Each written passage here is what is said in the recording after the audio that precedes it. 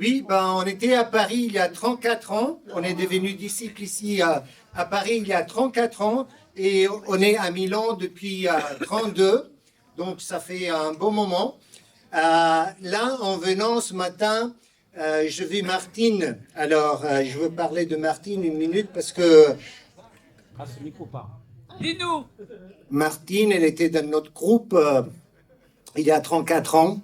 Et de te voir toujours fidèle, ça me donne des émotions, toujours en train de servir, d'aimer Dieu, d'aimer les autres. C'est quelque chose d'incroyable. Je nomme Martine, il y en a d'autres qui sont là. Martine, mais ça nous fait chaud au cœur de revenir à Paris. C'est un petit peu comme revenir à la maison. C'est là qu'on a connu vraiment Dieu. C'est là qu'on est devenu disciple. Et c'est là où notre chemin chrétien a commencé. On connaissait Dieu plus ou moins, on avait des convictions, on avait fréquenté l'église catholique, l'église évangélique, d'autres églises. Mais là, on a vraiment pu prendre la Bible en main et voir l'enseignement, la vie, l'exemple de Jésus et d'être touché par Jésus. Et aujourd'hui, c'est le moment le principal, je dirais, de la vie chrétienne. C'est là où tout prend un sens. C'est le moment de la résurrection. Toujours, on devrait toujours revenir à ça. Pas que les dimanches, pas que le jour de Pâques. On devrait toujours revenir à la résurrection de Jésus parce que c'est là que notre vie prend un sens accompli et c'est là que nous voyons l'espoir. Aujourd'hui, on est dans Luc, l'évangile de Luc, au chapitre 24.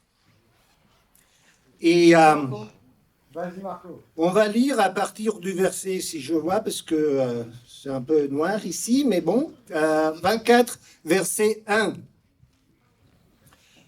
Le premier jour de la semaine, elles se rendirent à la tombe de grand matin. Elles, c'est les femmes qui avaient accompagné Jésus, on l'a dit déjà ce matin, se rendirent à la tombe de grand matin en apportant les aromates qu'elles avaient préparés. Elles trouvèrent que la pierre avait été roulée de devant le tombeau.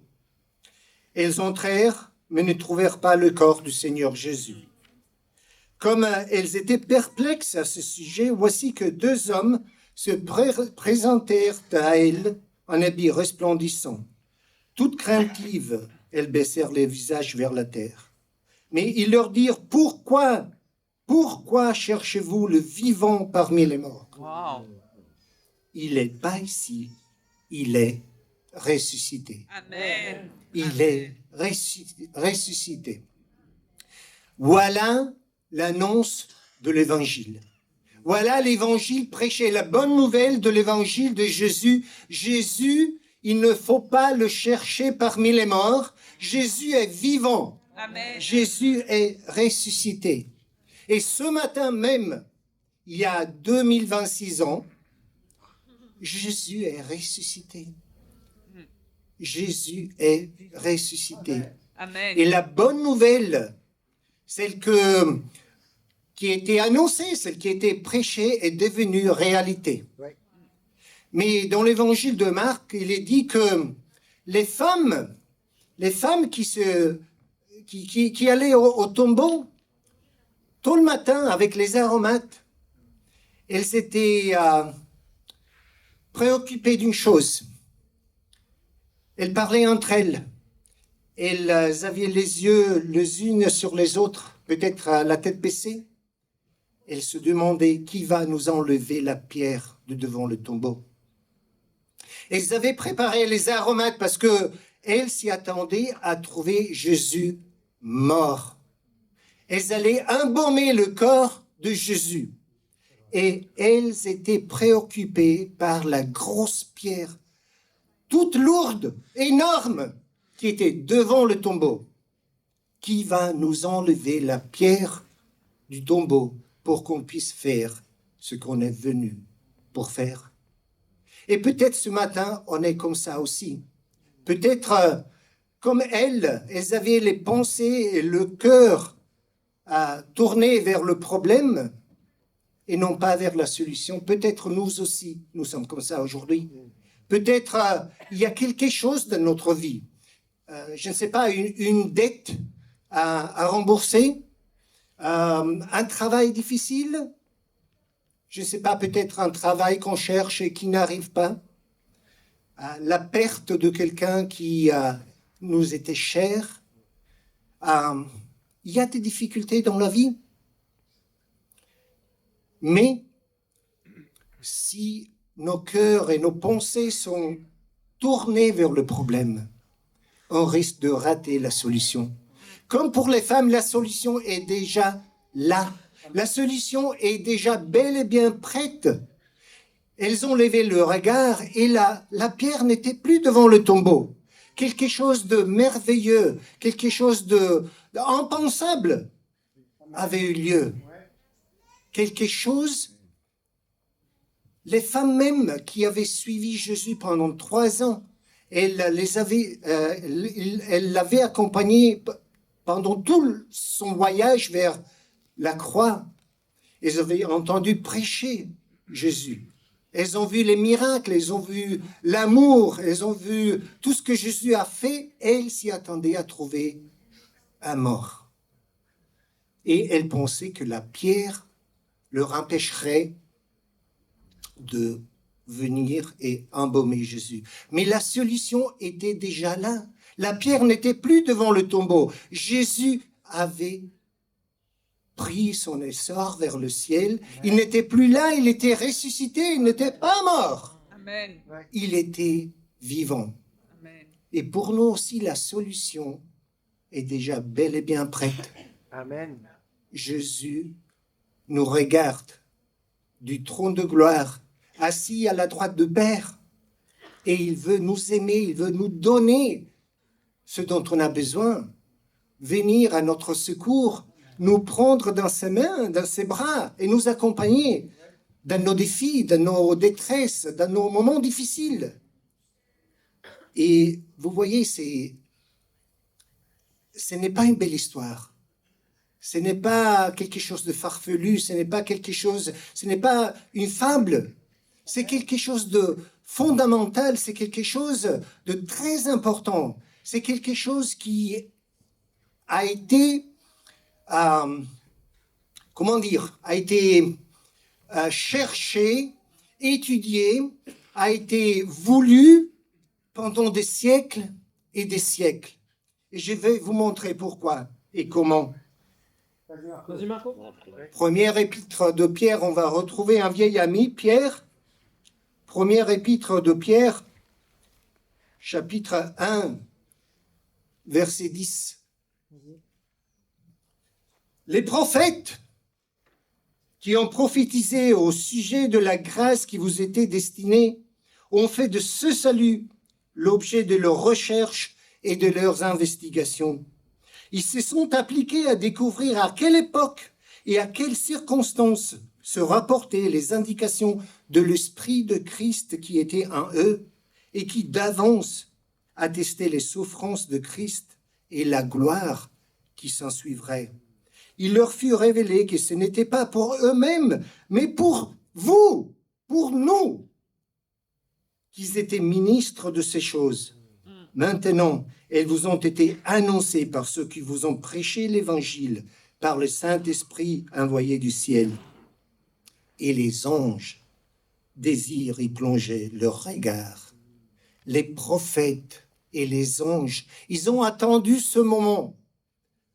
Pendant toute l'histoire, toute leur vie, les anges et les prophètes, ils ont voulu comprendre ce miracle de la résurrection de Jésus. Et je trouve incroyable que l'Esprit de Dieu, l'Esprit de Christ qui vivait en eux, il y a très longtemps, déjà les pointer, leur montrer le chemin, leur montrer ce qui allait se passer pour que nous, aujourd'hui, et les nouvelles générations de chrétiens, avant nous et après nous, puissent saisir la beauté, la merveille, la puissance de la résurrection de Jésus. Amen. j'ai vu il y a quelque temps une petite vidéo. Elle racontait un petit peu la transition des Pâques, comment les Pâques ont commencé et qu'est-ce que ça veut dire. Les Pâques à l'époque de Jésus, avant, dans l'Ancien Testament et tout, vous connaissez peut-être un petit peu, mais la dernière partie de la vidéo était les œufs de Pâques, les lapins de chocolat et tout ça. Voilà ce qui est la Pâques aujourd'hui pour beaucoup de personnes. Mais c'est pas ça.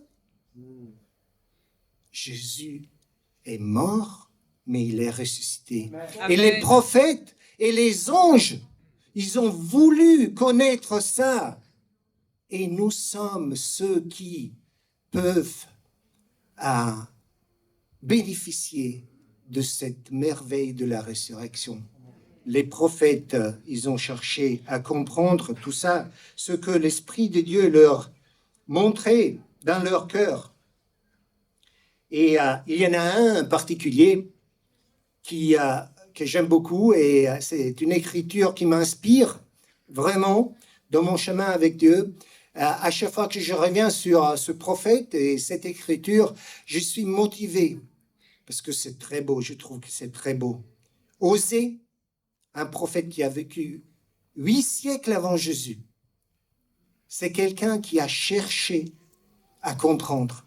Amen. Poussé par l'Esprit, il voyait quelque part dans son cœur, dans son âme, que sa foi en Dieu n'était pas pour rien, n'était pas une foi qui était juste pour sa vie, pour son ministère de prophète, mais c'était pour beaucoup d'autres personnes. Osée, chapitre 6, verset 1.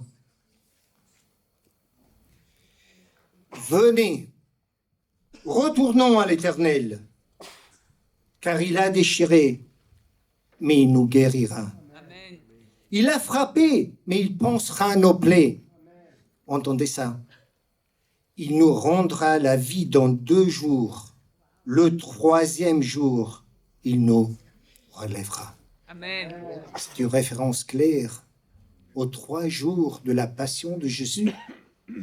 C'est une référence claire à la mort et à la résurrection de Jésus. Amen. Il nous rendra la vie dans 2 jours. Quand il est mort, il nous a donné la vie.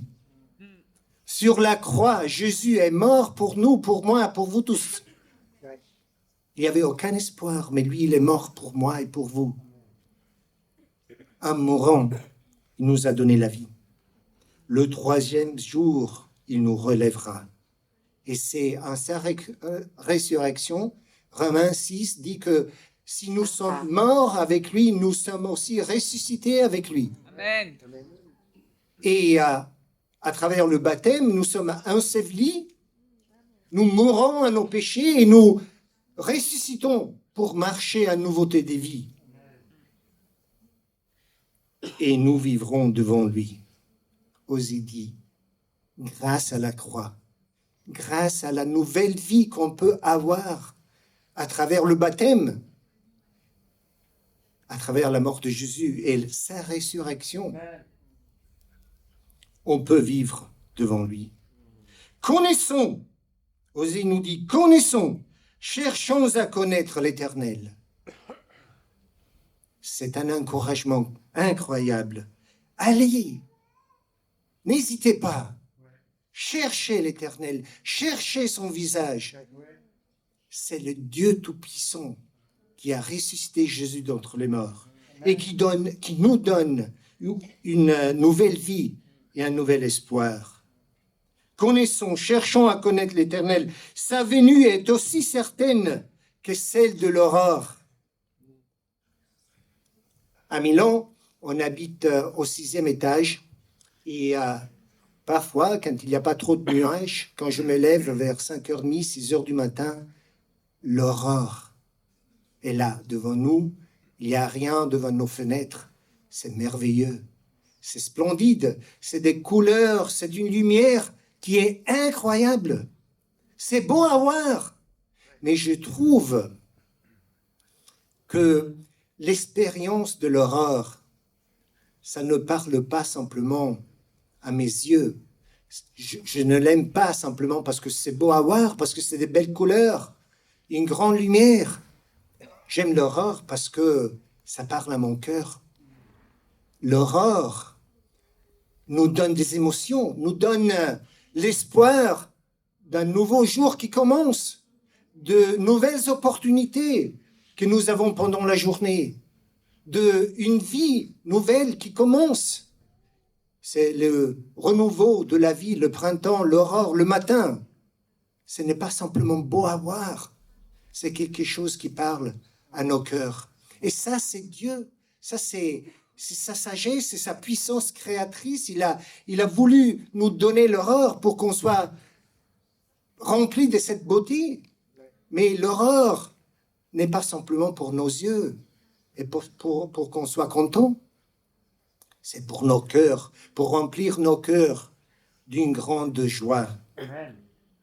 Sa venue est aussi certaine que celle de l'aurore, il disait Osée. Amen. Il viendra pour nous comme la pluie du printemps qui arrose la terre.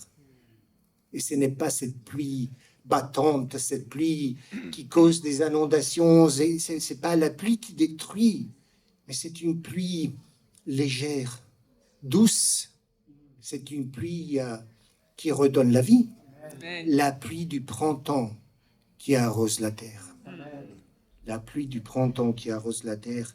Et je crois que de lire et relire ces peu de versets, ces 4, 5, 6 versets, à chaque fois, ça me donne une nouvelle vision. Amen. Ça me donne... parce que moi aussi, comme vous tous, je suis pris par les choses de la vie. C'est un moment difficile pour moi, par exemple, au travail, parce que ce que je ressens de la part de collègues et de la part de mon patron, c'est un manque de confiance. C'est toujours à essayer de voir si je me trompe, si je fais quelque chose de faux, quelque chose de mal. Et c'est difficile d'aller au travail chaque jour avec cette pensée. Qu'est-ce qu'elle va penser? Qu'est-ce qu'il va me dire? Qu'est-ce qui va se passer? Depuis quelque temps, je prie chaque jour pour arriver au travail avec un bon esprit, avec un cœur positif. N'importe quoi peut arriver, mais j'essaie d'y aller avec l'espoir de la présence de Dieu et la force de la présence de Jésus dans ma vie. Amen. En revenant à Pierre, Pierre nous a montré comme la résurrection, ce salut par grâce, c'était quelque chose que déjà les prophètes ont cherché depuis tout le temps. Et quelque chose que les anges désirent voir et connaître. Mais en revenant un petit pas en arrière au verset 3, premier épître de Pierre, nous lisons « Béni soit le Dieu et Père de notre Seigneur Jésus-Christ qui, selon sa grande miséricorde, nous a régénérés par la résurrection de Jésus-Christ. » Il nous a régénérés par la résurrection de Jésus-Christ d'entre les morts.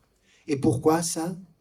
Pour une espérance vivante, pour un héritage qui ne peut ni se corrompre, ni se souiller, ni se flétrir.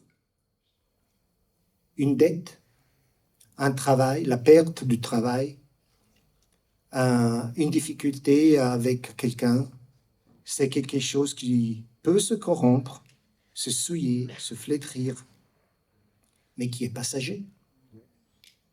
On aura tout oublié un jour.